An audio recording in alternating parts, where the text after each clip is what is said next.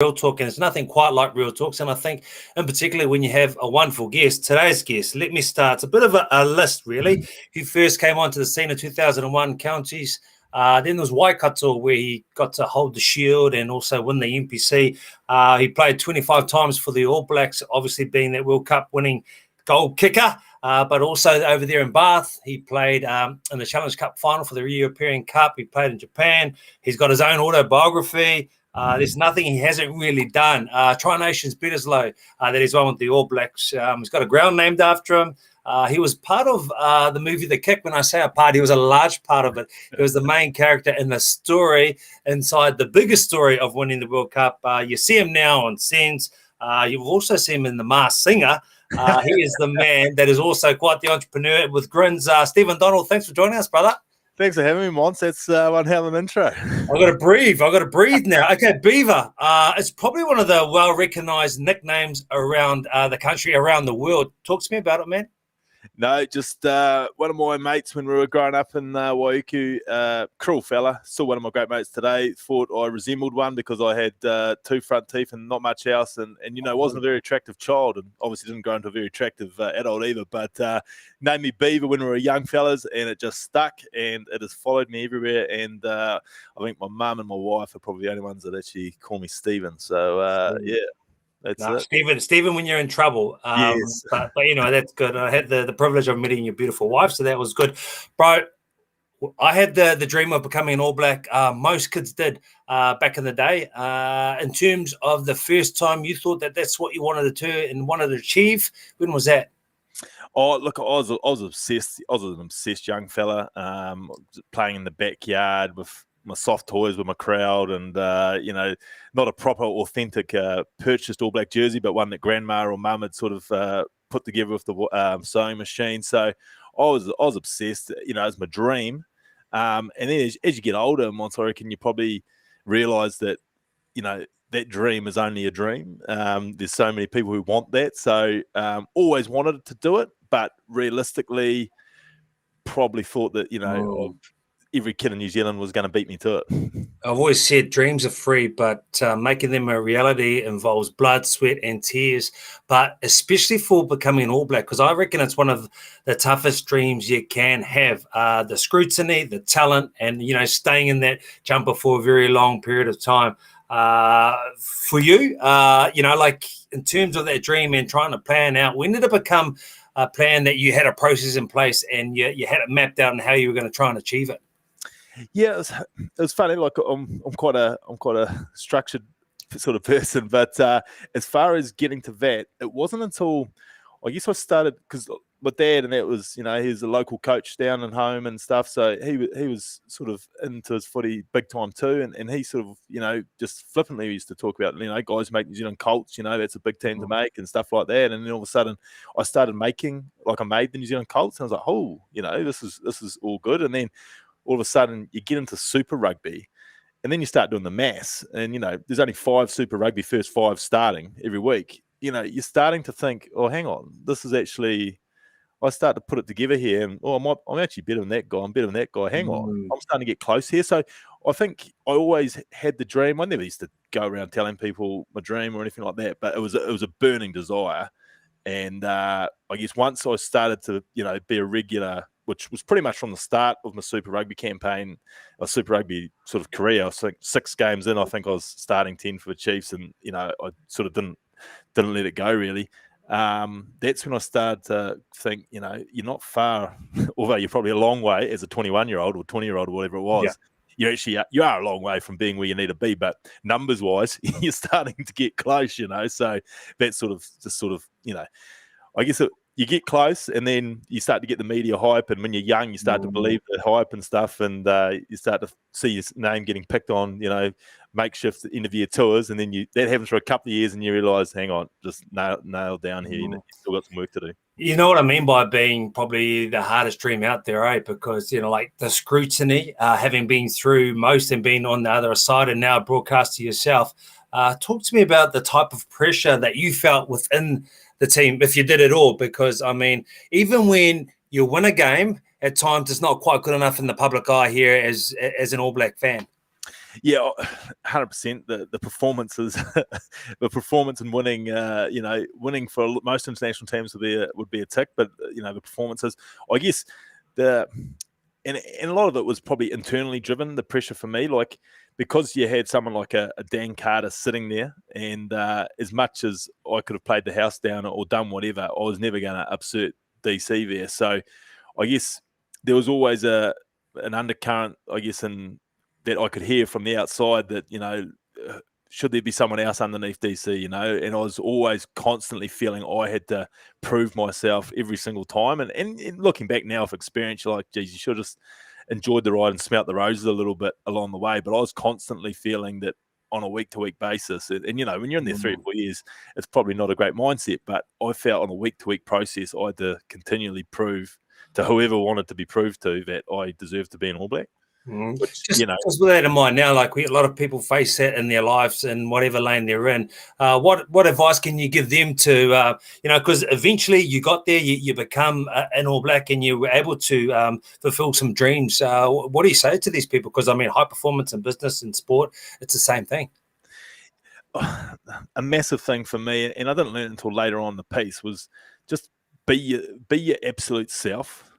Like, I think too often you try and be somebody you're not, and that's like, I'm looking at it from a sport point of view. I was, like trying to, instead of being comfortable with, right, I do this very well, I do this very well, I do this very well, and I'll be the best that I can be at that, as opposed to looking over and seeing that and thinking, right, let me try and be a bit of that, bit of that, bit of that. I just think be true to yourself, know who you are, and just be comfortable there and just hammer in on that.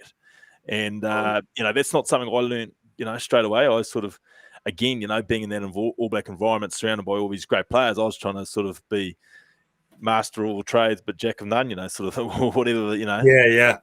No, it's I just really think you just got to nail in on what you are and what you're good at, Yeah, love that. That's great advice. Now, I was reading a couple of quotes that you made about being an All Black and going through a career, and you would not change it for anything else. And then I ask you now, from a father with kids, and in particular a young boy, knowing what you went through and that dream and how tough it was, if he had those dreams and aspirations of being All Black, would you let him go down that track, bro? Yeah, of course I would.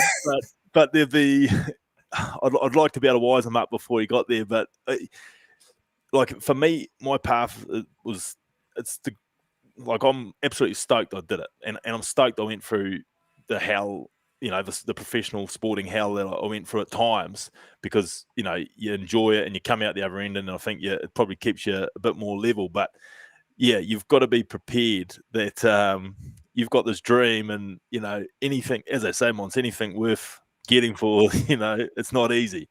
And so that's the thing, if the young fella comes to me and says, Dad, I want to be an All Black, I say, yep, well, first of all, you're going to have to work hard to get there, but son, it's not all roses when you get there, Yeah, absolutely. So with the benefit of hindsight, you can look back, and I'll get some advice from you, Beaver, now to what you can give to Beaver all those years ago. But while you were going through it then, because, you faced some adversity early on in terms of, one of the greatest Fest Fives of all time in front of you, a lot of things really. What kept you on the straight and narrow and focused on what you were trying to achieve back then? Oh, it's all I ever wanted. And I wanted to be the best I could. I wanted to be an All Black. It's, and a lot of it, like we talk about, and I guess in my story, the backlash of one particular game and other critics along the way. But I was able to, and I don't know if you could do it now with the way the world is, but I was able to sort of block out. Like, I don't know about you, Mons, but we played in a time where you didn't have to watch the news, or you could avoid the internet, And I used to go home from training. And Comedy Channel, that was quite big for a while when it first came out on Sky. Yep. I used to get home at 5:30, 6 o'clock, chuck on Comedy Channel, talk to the flatties, and that was my day. There was no news. There was no watching Sky rugby shows. There was no social media sort of pestering away at you. So I was able to block out a lot of it. And that's, I think, kept the focus from all the outside noise. And then it was just the drive of wanting to be the best, win titles for the Chiefs, win titles for Waikato, and be an All Black. Bro, that is so fascinating, because you talk about the social media and the platform, and a lot of the players use that for their benefits too. But a lot of them don't realize that if you're going to use it on one hand, on the other hand, you've got to be accountable to that too, because it's absolutely crazy. I wouldn't have survived in my era with the social media. I mean, radio sport was bad enough. I would become the whipping horse of that at times. So what do you reckon the players are going through? Because you're still in touch with a few of them, and obviously you still talk to them on the daily through Sends, your radio show. So what's it been like in your interactions with these young men? Yeah, it's and I've scored the end of it in the absolute end of my career, but the social media side of thing is massive, and it goes back to what I said earlier about being true to yourself. Like, you've got to be sure of your identity, and your identity is not what you post, or you shouldn't be getting gratification out of that or whatever. So if you can handle what people can sling at you, then sure enough, have your presence out there. But if you're not sure about that, then hey, the joys and the rewards of being an All Black are a whole lot more than having an Instagram account. I would have thought. Yeah. So it's as you said earlier, it's you've got to be prepared. If you're going to have benefits here, you're going to have to be prepared for what else, the bad side of it. Beaver, 20 years on, when you've got a book, when you're on the Masked Singer show, when you've started your own film through character and have achieved what you have, what information would you give to the Beaver of 2001 before he went into his first game for Counties Manukau, for anyone who's out there who are sort of embarking on their journey to try and kill it in a particular lane? Yeah, it's like the work ethic, it's the one thing I think I had, as much as anything, and probably more than most. Like, it's the one thing that I think I wasn't most talented on, so I got to where I was purely on work ethic. So I'd ram home the fact that you're going to have to work hard still, and I think enjoy the ride, and just stay focused on you and what you're good at. Don't get distracted. If someone doesn't like you for doing it that way, then if you can't do it how they want, then do it your way as good as you can. And if they still want you, then you'll be good enough. So I'd probably just talk about that. To be fair, I just think it's easier, and in my path, it took me a long time to realize, just be your absolute self and what you're good at. I love that. Be authentic. That way you're not going to trip yourself up, right? And then and it's your moral compass. Bro, let's go to 2010. Like, I remember watching the game live, as most Kiwis. And I thought, look, you missed touch, you missed a kick. The All Blacks lost the game. But that seems to be something that you make reference of, and something that really did change the way you were perceived in most people's eyes, and the way you thought about yourself. And the fact that dream and that vision that you wanted to become an All Black, you was like, I've got to go. Talk to me about that moment, because you were saying it was the start of the tour, which didn't make things any easier. No, so it was the start of it. So a bit of background on Hong Kong and why it's probably cut me so deep is I'd just come back from the chest reconstruction, and I had 4 or 5 weeks prior playing NPC, and thought I'm probably unrealistic to warrant selection after 4 or 5 weeks NPC. Had the best 4 or 5 weeks of my life career-wise, and they'd had a couple of guys in there backing up DC during the Tri-Nations, and my form was, I guess, the best it had been. Forced my way into selection. We had an internal game before we flew to Hong Kong, where obviously the test team was playing the boys not in the test team, and again, I felt like that was one of my better performances. Obviously, no one ever saw it, but it was an internal game, and it was full noise, and that was one of my best performances as well. And I was just like, full of confidence, and went to Hong Kong and came on with 20 odd to go, and just put in a real muddled performance, and just wasn't just. I don't know, just a really muddled headspace, wasn't quite where it should have been. I was aware that the World Cup was the next team that was going to be named, and I guess I went on that tour thinking, I'm back in the fold here, nail this tour. You're going to be playing at the home World Cup, which was, once I was an All Black, was the only dream, to be in that next home World Cup. So I went out there and played pretty poorly, more than anything from that day, fuming at myself that I missed that goal kick, sort of 15 in from touch, 20 odd out. That would have just buried the game anyway. And I guess that muddled performance would have probably been forgotten because we'd won and all the rest of it. And then, as I say, we lost that game, and it wasn't just an end of year tour. It was the start of a six week tour, and that was the game that was essentially going to the All Blacks were on a winning streak that was on route to get the world record winning streak. I think we were sitting on about 16. The record was about 18. There's two pretty soft tests straight after. It was made a big deal in the media, and obviously that put an end to that. And then, as I say, long tours back then. So it was a 5 or 6 weeker. And I was just cruising around, knowing I'd played poorly. I was unaware of the big falling out back here already. And I was just walking around, and you'd see guys, obviously we're still on tour. They couldn't flick me from that. So we're on tour, and you're just looking in people's eyes, and you're just thinking they're looking at me like I'm an imposter, and just that sort of that's what the headspace you got to, and I got bits and pieces for the rest of the tour, but it was about the only ever time that I was an All Black that I didn't want to be an All Black. Yeah, absolutely, bro. Because it's one thing for the media to do it, and it still hurts when they do say shit about us. And I've been amongst a fair bit of shit thrown at me over my careers, but it's worse when your peers look at you a particular way and you feel that, right? And that's when you really feel like. So that was a long 6 to 8 weeks they were in there. So how were you feeling about yourself, and what did you do in that time? Where you were very vulnerable, you were probably hurting, and maybe there wasn't too much people to talk to you. How did you get back on it? Because that's there's similarities to where people are now within COVID, and bubbles are down, and they can't go anywhere, and they feel very down and out at the moment. Yeah, it was funny. Like when I say that, I felt people looking at me like an imposter. No one, everyone was great, but no one came out and said it. But there was about 3 or 4 guys that really, I guess, probably sensed where I was, and really put I guess the arm around, and were sort of joint at the hip with me for the end of the tour. And Ma, funny enough, Ma was having a tough tour too, because it was the emergence of Sonny, and suddenly Ma was on the back door there for a bit. So me and him were sneaking off and using our free GBK cards that we'd get given on end of year tours, and heading up with too often. But so there's guys like him and Anthony Boris and the Hories and the Woodies that were great, just supporting. And I just needed to get to the end of the tour. It was just 4 or 5 weeks, as I say, of just and along that process we had meetings as far as next year. And next year was the World Cup, and obviously I knew if I'd been anywhere near my best on that tour, I'd have probably said the meetings would have been very much right. We're looking forward to this, where I got the, hey, look, there's a lot of guys back in New Zealand at the moment that are going to be contention. In fact, go back and play well in Super Rugby sort of thing. So that, I got that. So and on one of the, sort of the last couple of weeks of the tour, I was like, yep.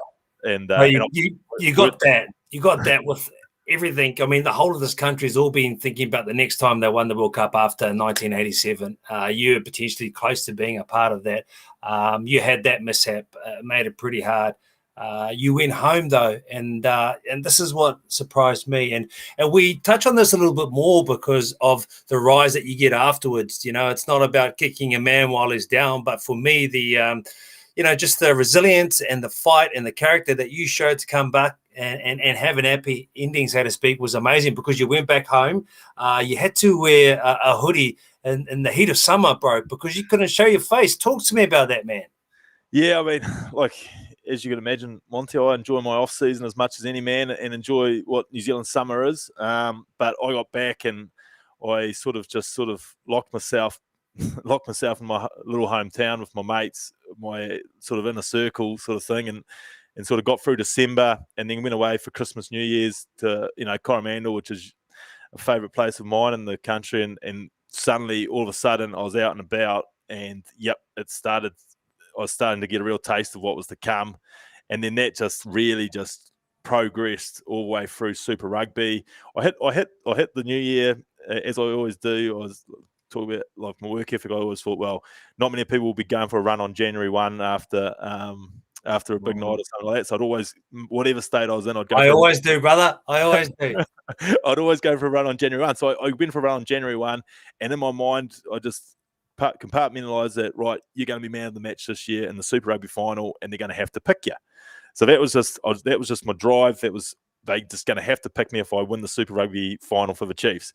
And by round 6, I think we were finishing 8th, and I just had a fractured vertebrae in my back, thinking, oh my God, this is not going to go well. And then every time we played away from Hamilton, just got it absolutely fed to me. And one of the funny things was, it's funny now because, as you say, Yes. but we used to. So anyone that knows Hamilton Airport knows it's a very small airport, and Hamilton Airport up until a few years ago, you'd still have to pay a $5 departure tax from the magazine store there. Well, for a couple of months, there was a magazine, a rugby magazine, and it would sit pride in place of underneath where you pay your deposit, your $5. Yeah.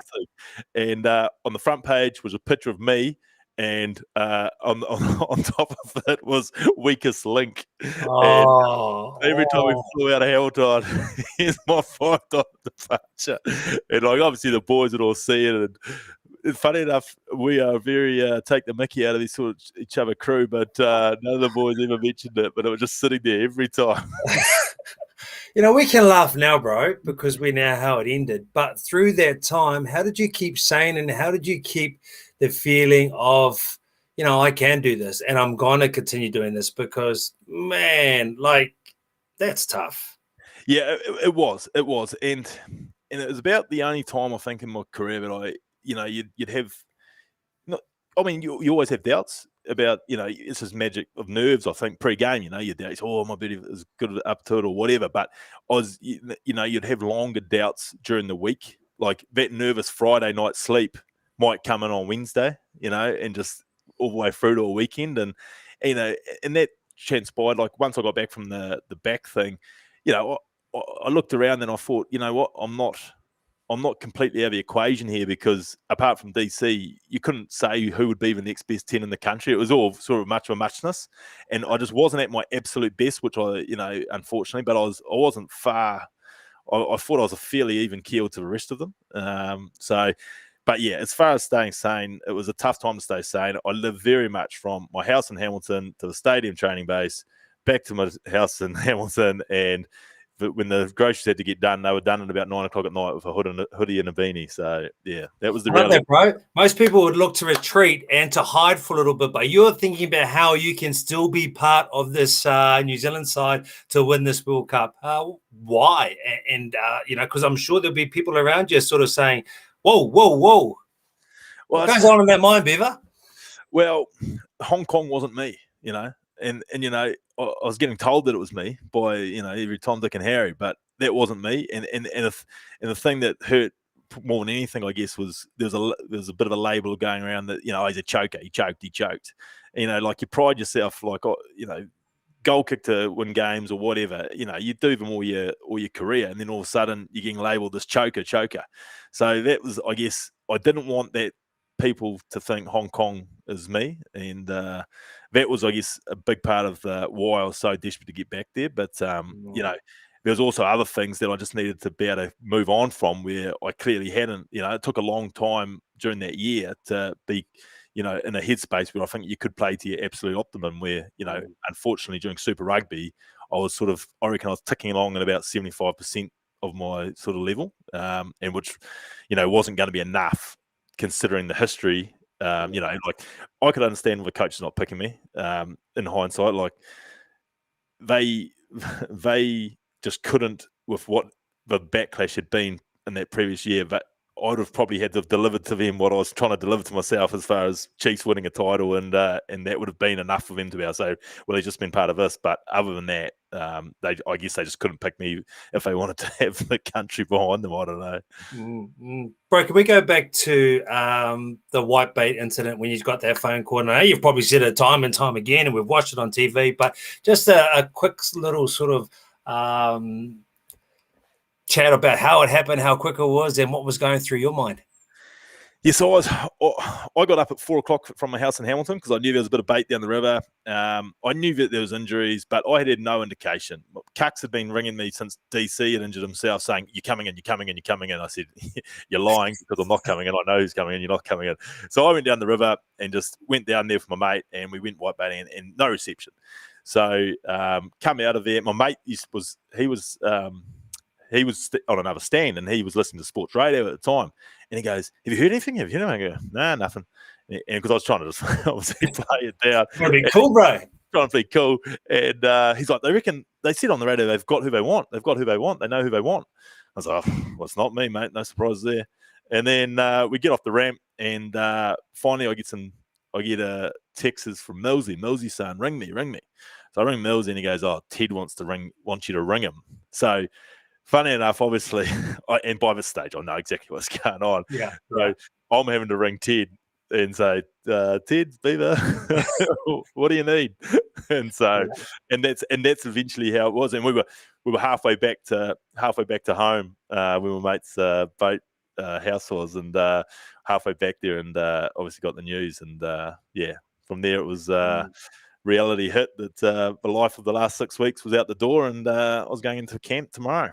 So once again, the majority of people in this situation, when they've just been in where you were in Hong Kong, now they've been trusted into coming to camp and potentially play a part in winning what is something that this country has wanted for so long, since 1987.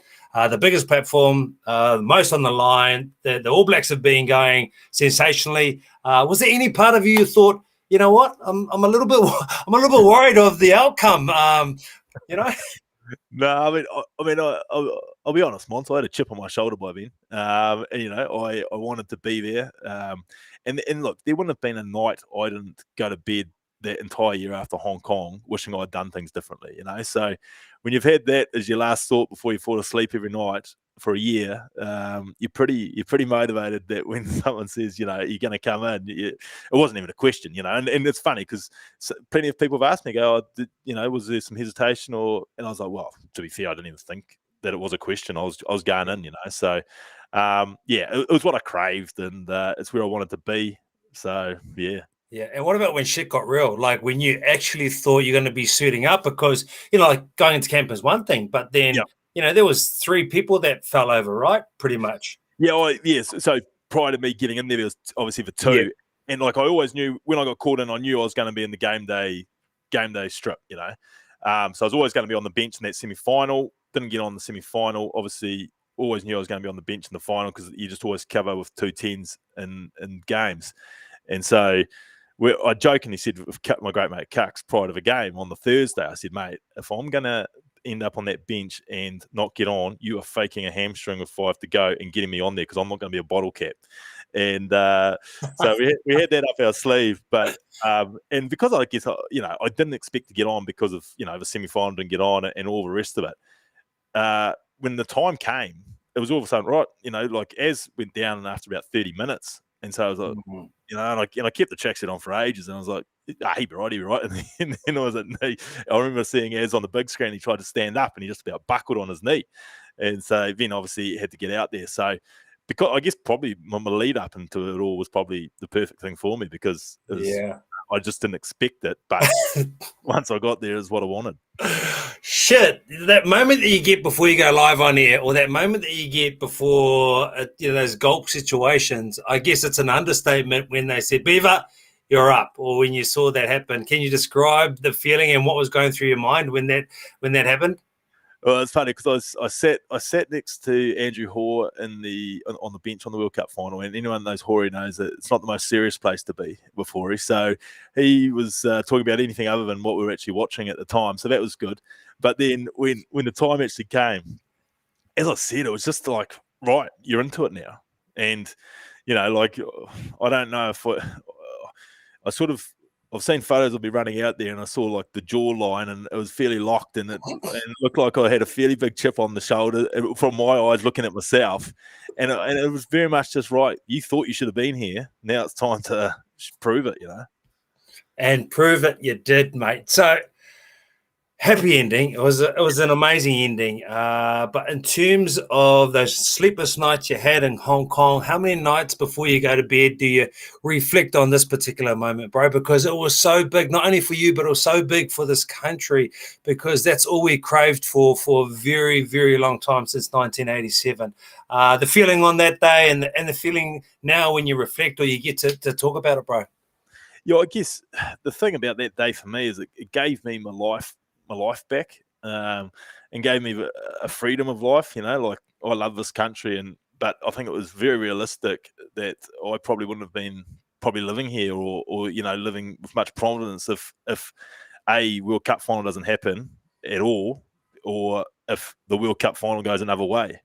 So, and I was there. So I think it just gave me a freedom of life that I'm so grateful for. Like, I love my life now, and it just gave me a freedom of life to be able to make some decisions post that, like obviously went overseas because I felt I had to go, and didn't want to go because obviously signed prior to World Cup. And then I tell you what, then I was halfway through another Japanese deal, which, was the biggest deal I'd ever signed. And then just woke up one morning and was like, you know what? I just want to go back and have another kick at the Chiefs because I love what the Chiefs are doing now, and that's part of me. So tore up a contract and signed I think it was a $17,000 Waikato MVC contract the next day. Well, you're multi anyway, bro.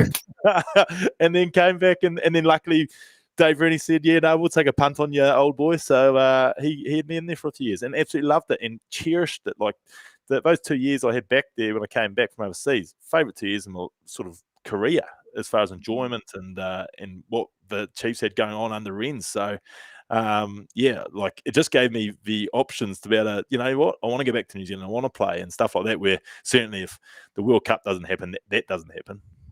Bro, it's not so long I went out with you. I think it was last year. And Beaver, and you weren't hiding. Well, you were sort of shy, but you didn't have to hide. You could be proud. And so when I reflect on what I went through in terms of hearing your story and everything else, and then I remember that night and about how much love was thrown at you, bro, and how much risk you took to be in that position to have that happen, and balls that it took. How does that make you feel, bro? And how proud is your wife and your family? Your kids probably don't even know, really. No, the kids don't know, but yeah, certainly the family does, and again, like they probably took it worse than even me. Like you know what dads like. They want to watch rugby shows. They want to listen to sports radio, and they want to read sports newspapers. And when your son's getting bagged on it, or you're sitting in the grandstands, and like I hear a fair bit of it on the ground, but they're hearing every sly remark going. And I know they heard a lot because my brother would often get himself in some fairly heated arguments after a few beers when he was watching. So I knew they probably went through it worse than even me, to be honest. But that's again, they got to enjoy, I guess, the second chance of the World Cup final too, and that meant the world to them. Yeah, it's been amazing. And your transition into life after sport has been good too. I mean, you don't have to, you're multi-millionaire anyway. But Sens, Grins, what has that been like? Because, you've got Grins, which is your new drink, and there's a couple of boys you had, mates, Damien McKenzie and Anton Leonard Brown. It all happened around a barbecue. We'll talk about that quickly soon. But it's like, what have you taken out of professional sport, high performance, that you've crossed over into these new lanes, because you're in a different cast, broadcasting and being an entrepreneur? Yeah, well, I think, and it'll probably bore your listeners, Mons, but again, a lot of it's back to hard work. I didn't, once we started, I guess both things you just talked about, the radio and the drinks, didn't realize what was involved and sort of jumped in. And then once you got in there, you worked out, well, the only way you're going to be good at this, or it's going to be a chance of a success, is if you just go full noise and you work hard. And like I envisioned when I finished playing, mate, that I would put the feet up, go fishing, golfing most days, and just live the good life. And I think it's probably embedded in us that we want to be busy in that. Well, I never thought I was going to be as busy as I am right now. But absolutely loving it. But for me, the things that I'm using, and I guess is the work ethic, is the planning and structure that we're used to being sportsmen. I think a lot of planning can actually help. Like I write a list out most days and just say, right, this needs to be done, this needs to be done, this needs to be done, and I'll just go after it and try and get it done. And I guess, and when you can both attest to it, I think cutting through the bullshit. I think that's a great skill that we've been able to get through sport. And even in our sports, there's a lot of wishy-washy stuff that you don't really need. Often you can be stuck on a review that we didn't lose the game because of that, but you end up talking about that for 20 minutes. Even bigger issues over here, boys. And I think that's the same in what I've learned here, and the two things that you've mentioned that I'm ripping into is that's important, but there's a whole bigger thing here that we need to put more into. So It's been fascinating, mate. And as I say, I'm a whole lot busier than I ever imagined I would be. You're doing it's privileged work being a broadcaster in sport and you being able to talk to so many people, and you're doing a fine job. I've been on your Sen show a few times. Let's talk about that barbecue and let's talk about Grins and how that came about, because, Anton Leonard-Brown, Damien McKenzie, the Beaver, there's some big names there, and it all came about at a barbecue. Yeah, look, if you know, especially one of those boys is an Anton, there's a lot of rubbish that comes out of that mouth. But we're good mates. It's amazing because I'm old enough to be their father. But the two of them, we've been talking away about a few things for a long time, and we've done a couple of things in the past, not publicly, but we've done a few little business ventures in the past. And we were humming and hawing about a couple of different things to do, and then.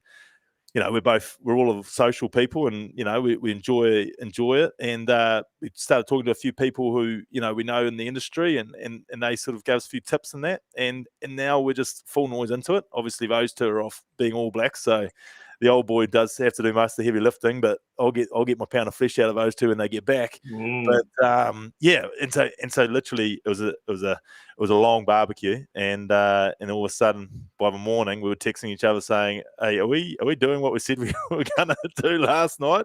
And that got born about 3 or 4 months ago, and as I say, it's just been day in, day out since then. And I'm loving it, but as I say, she's a lot of work. So just give us a little quick elevator pitch of what Grins is and how we can find it. Yeah, well, in about, should be a couple of weeks into November, you're going to have that in your wherever you buy your refreshments for the summer barbecues or evenings. A couple of RTDs. We haven't revealed the flavors yet, Mons, so that's a few weeks away. But a couple of RTDs, low calories, 5% alcohols, low calories, low sugar. So someone like yourself who's still a very, very fit man, you'll be keen on them. And so we're starting off. But look, the boys are into their RTDs. I've said, moving forward, boys, you got to give me my time. You got to give me a beer at some stage. So, we've got big plans, but we're going to start small. Well, thank you very much for your time. I just want to finish off on a couple of things. You've mentioned hard work and ethic is one thing. Are there any other sort of non-negotiables that make you, the high performance ex-athlete now in broadcasting and business that makes you be the best you can be?